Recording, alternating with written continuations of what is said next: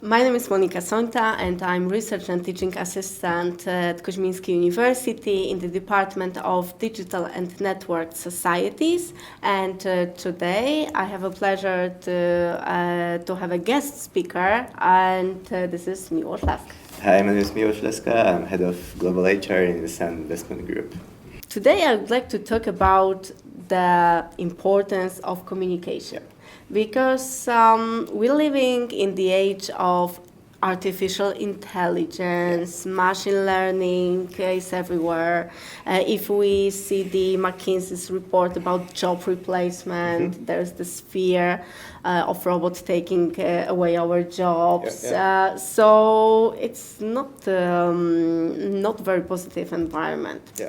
How can we communicate? How can we talk to our employees without this kind of fears? There are several ways of communication with the employees, right? We've got the iPhone, Samsung, newsletters, emails, etc. But I think that there is nothing good as a face-to-face conversation. Just basically talking. Even my general manager, who I report to directly right now, he's a super guy, and he has this rule, like, whenever there is some, I would say, statement, he just comes outside of the office, like, hey, please bring everyone here, and this, and that, right? So it helps to keep this human face, I would say, in the 100% digital era, right? Okay. Well, instead of being recruited by a chatbot or a robot, let's call it what you want, I think it's way better to be recruited by a human person, right? What you're saying is against some trends, like, for example, yes. chatbot-based recruitment or remote working, and I can imagine the situation that there is a company without the office, fully with like 100% of remote working. Can you imagine such a situation? I'm a fan of remote work because sometimes by myself I just take a home office, because as HR, you work as HR, you know that everyone has some deal with you, right? So if I have to do some strictly operational work, I basically take remote work and I do it just by myself, right? Some Excels and stuff, etc. Remote work culture, okay, I agree, but robots and the chatbots, etc., I fully disagree. There is a vibe in the market that says that HR will be substituted by the chatbots. Why not? Okay, but why yes? I mean, like, there is one thing, and I know that I have previously mentioned this one before, but there is one thing that really chatbots cannot substitute, and it's empathy. I mean, at least at this moment, we cannot learn the robot to learn the human feelings, which are super important. Oh, there are some suggestions, there are some experiments, and the robots are taught how to have the identity, feel emotions, so even have a childhood, robots. All right. Yeah. I mean, to get mature. Yeah, I'm just giving you my, I would say, personal statement that my mind is getting along with the fact that robots might substitute the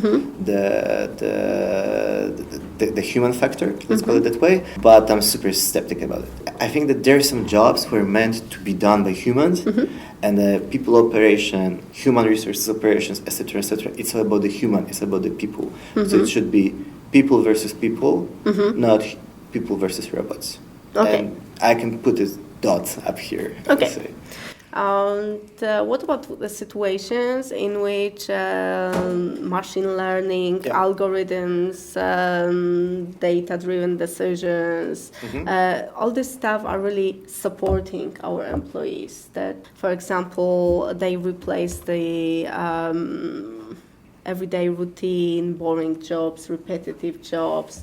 Isn't it like the human enablement, a chance to have time to be more curious, more creative? For sure, yes, it is. However, let's say that let's just take a case study. We have someone who has been working in the same place for the last 10 or 12 years, and now this person is getting the information that they're closing, for example, his or her packet, and it's going to be substituted by a robot. And I don't think, like, just as a human being, that is super fully right in according, to this person, right? This is, I'm not, let's say that I love tech companies. I follow tech companies, and I really admire them. And I like the fact You worked for them. Yeah, actually, I work for them. Okay. Yeah, that's true. I like the fact that we are being data driven. I like the fact that, for example, I can now probably Google via my iPhone every news that if I want to check when Gandhi was born, we can check it in like 1 minute. Depends on the connection or the Wi-Fi. But I don't like the fact that humans are substituting people, people, because it's a job. It's not like, switching the shoes, or should I take a plain or crossed shirt. People have credits, they have houses, they have children, they have dogs, So responsibilities, etc. right? Exactly. So I think that at some point it should be stopped. And I'm not saying this is going to be doomed like Terminator or something like that, right? But I just don't like the fact that some people will just simply lose their jobs. Okay, so it was about empathy, about interactions, about emotions, and also maybe about the sustainable development of the company. Exactly. Also.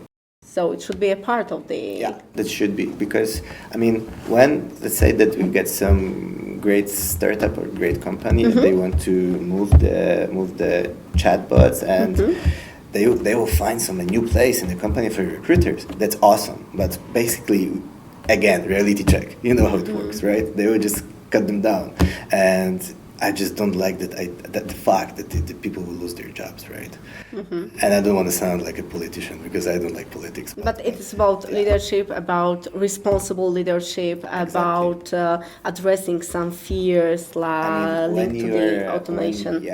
This is, you just, I think that you got my point. It's the fear of the automation. So basically, I doubt that I think that empathy is hard to program, it's hard to code. And being understandable, etc. If it happens, okay, fingers crossed that it's just like another step into the tech zone, I would say. But at this point, I would just put a strong period that I'm against, right? Jobs swapped by robots. So, just a short question about future of work and about competences of the future. What would you recommend to our students? In which areas they should invest? It's maybe hard to invest, but when you said the competences of the future, there was like a first mind popping up, and I strongly believe that these first ideas are the best ones. It's the ownership.